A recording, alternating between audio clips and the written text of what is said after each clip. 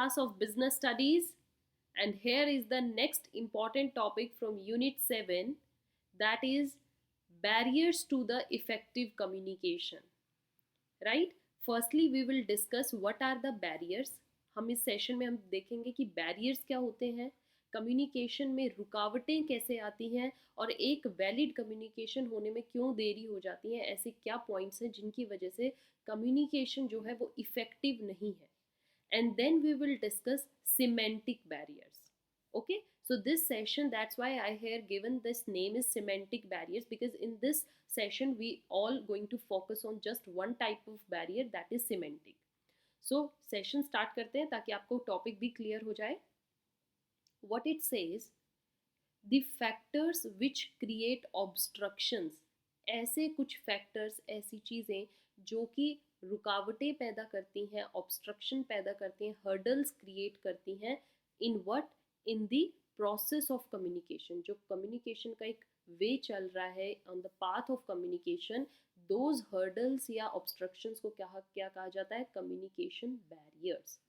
Right students, इन्हीं को हम क्या बोलते हैं, कम्युनिकेशन बैरियर. मीन्स कि एक बैरियर आ गया. And these barriers cause misunderstanding of messages. Messages कैसे इंटरप्रेट करते हैं, हम इंटरप्रिटेशन को ही गलत ले जाते हैं.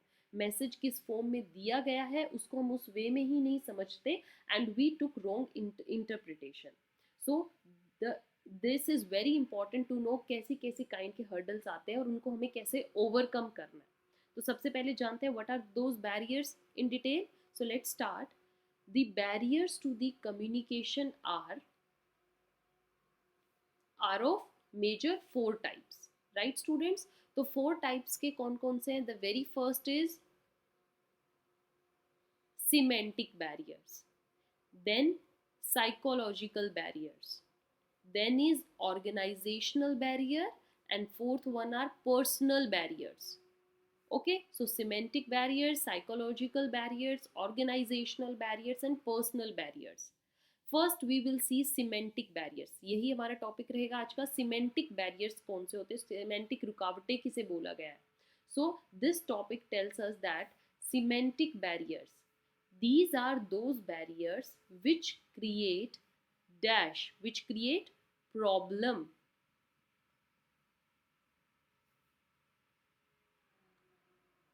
in and obstructions, means रुकावटें, प्रॉब्लम क्रिएट करते हैं due to encoding and decoding of messages. Messages को कैसे एनकोड, अंडरस्टैंड करना है, उनसे क्या मीनिंग निकालना है, मतलब हम उनका मीनिंग अंडरस्टैंड करने में प्रॉब्लम हो जाती है.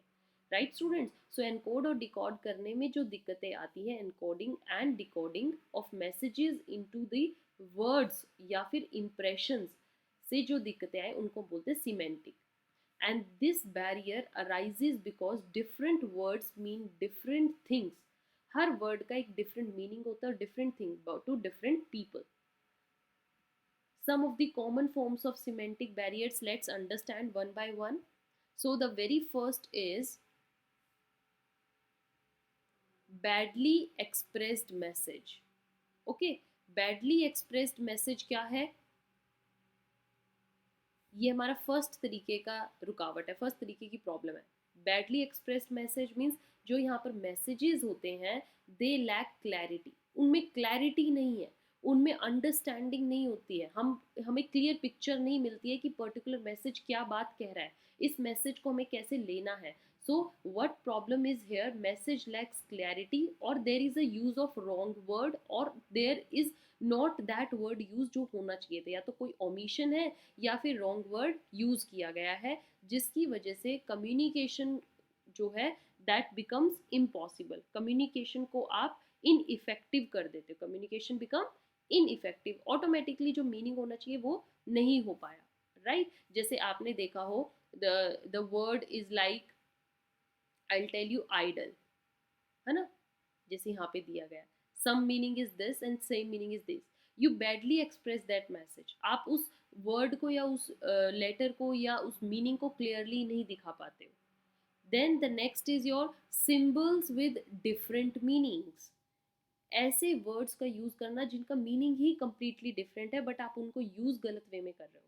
Same words may carry different meaning. हर वर्ड का एक अलग मीनिंग होता है अगर हम उसको डिफरेंट वे में यूज़ करें to different people, and they can dash different meaning, they can convey different meaning, उनका मीनिंग भी फिर एकदम से डिफरेंट हो जाता है. So we have to like take them very seriously by using them in different situations, like idol and idol. This idol means the person whom you admire the most, anything particular thing जिसको आप बहुत मान के चलते हो, उनको आप बहुत इज्जत देते हो, that are very something special to you, and this idol is like sitting unnecessarily, right? You have no work, you are very free, you have idle time. तो दोनों का अलग मीनिंग है और दोनों ही वर्ड अपनी अपनी जगह एक अलग मीनिंग कैरी करते हैं. बट अगर आप आइडल की जगह ये वर्ड लिख दो और उसकी जगह ये, तो एकदम से किसी को वो मैसेज अंडरस्टैंड करना बहुत ही मुश्किल हो जाता है, बहुत ही हेक्टिक टास्क है, right? Next is your, this is 1 2 and this is 3. So faulty translations. Faulty translations में क्या है?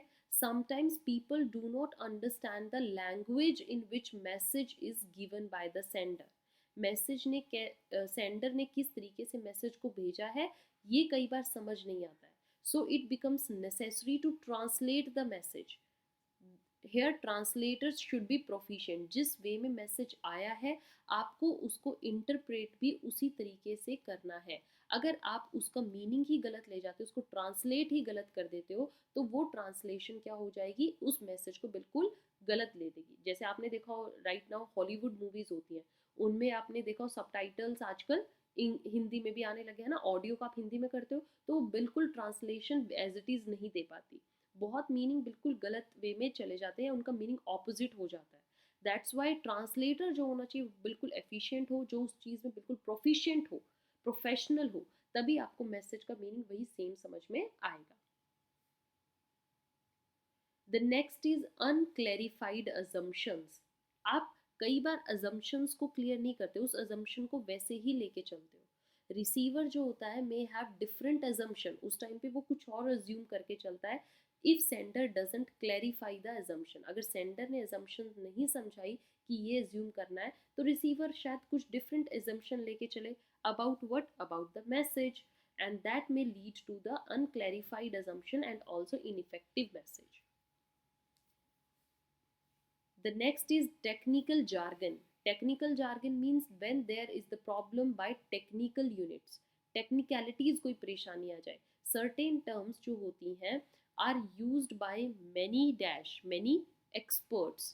कुछ टर्म्स जो होती है जो एक्सपर्ट्स यूज करते हैं, स्पेशलिस्ट यूज करते हैं अपने टाइम पर. लाइक आपने देखा हो आर्मी में जो लोग होते हैं वो एक दूसरे के साथ कोड वर्ड्स के थ्रू बात करते हैं, है ना. रोबोट्स कोड वर्ड के थ्रू बात करते हैं, साइंटिस्ट कोड वर्ड्स के थ्रू बात करते हैं, लैब टेक्नीशियंस की लैंग्वेज एक अलग होती है. तो they have their own way of speaking, on way of terms that they use in messages. तो जब वो एक नॉर्मल पीपल के साथ वही मैसेज कोड के थ्रू समझेंगे तो हमें नहीं समझ में आएंगे, and that may lead to dash communication, that may lead to poor communication, right. Experts or specialists, they can talk in the same way through to another expert, to the another specialist, but with all people they cannot talk in the same manner. So technicalities कई बार problem create कर देती है. Okay जैसे उनका code word हो सकता है H I high, right. High हम यूज करते हैं, हाई. तो their meaning may be different to the experts, but for normal people it's a kind of a greeting कि yes we are greeting to each other, hi hi, right. Then the next is body language and gesture decoding. Body language or gesture decoding means you are not uttering the words, you are not speaking the words, you are just giving expressions. Your body language is talking the message. So the receiver may get confused. इससे receiver confused हो जाता है कि sender actually में कहना क्या चाह रहा है. कई बार रिसीवर सेंडर के एक्सप्रेशंस को, सेंडर की बॉडी लैंग्वेज को, उसके जेस्चर्स को नहीं समझ पाता, डिकोड नहीं कर पाता, and that can create misunderstanding in understanding the message. Message को इंटरप्रेट करना बहुत मुश्किल हो जाता है इफ डैश लैंग्वेज, अगर जो उनकी वर्बल लैंग्वेज है that doesn't match with the body language. Okay so that is one thing. These are the various kind of semantic barriers that occur in the process of communication, and this is one of the type of barriers. अभी हमने just ये type discuss किया है, and in next session we will move to psychological barriers, then organizational, then personal. So this is going to be a very big topic. Till then, keep reading, keep